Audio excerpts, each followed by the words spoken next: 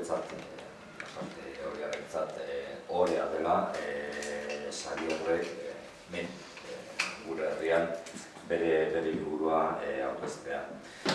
Zirkuito literarioetatik kanpo dago, eta guretzat aukera da.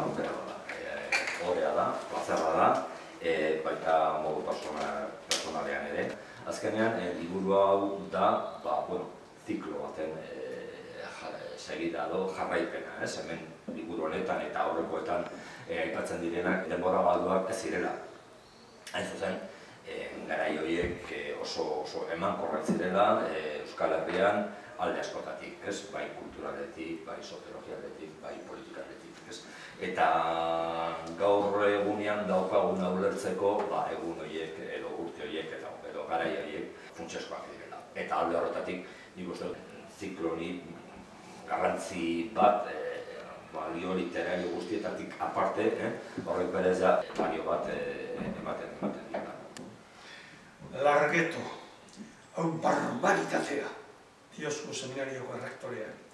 Seminario umez, gaztez, mojas, neskamez, morroiz beterik eta polizia atarian gero ezen jauregia bailitzan ene jainko, hau barbaritatea, buruan mai kontrarioa baildurik. Ekintza abian dadon lehon, itxita gaude, lehen geure erabakiz, orain derrigorrean poliziaren inguratzez, ulerrezazu ezin dugula irten maita ere. Hau absurdua da. Novela honetako martzailea bakarrik gelditu zen munduan, joan ziren, ez dago inon. Pentsatzeak bakarrik balio dio hizketan ez ahanzteko, bere buruaren kontzientzia ez galtzeko. Horretarako erabakarra, oroimenari tiratzea eta pentsatzen jarraitzea dela uste du honela adibidez.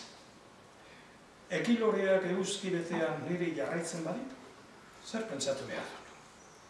Zein da kamaleoiaren kolore naturala? Izar bat aski dut bakarrik ez sentitzeko, baina izarra bera ni baino bakarrago dago. Bizitzaren zentzua amaitzen da heriotzaren ziurtasuna alibio bihurtzen denean. Ziurtasuna desio bihurtzean zentzua itzultzen da. Disko klandestino baten izen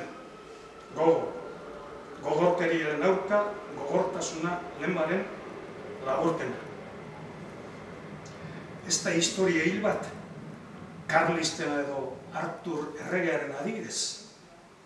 Historia bizia da, bizikidea, gehienak bizi gara, eta asko osasuntzu oraindik.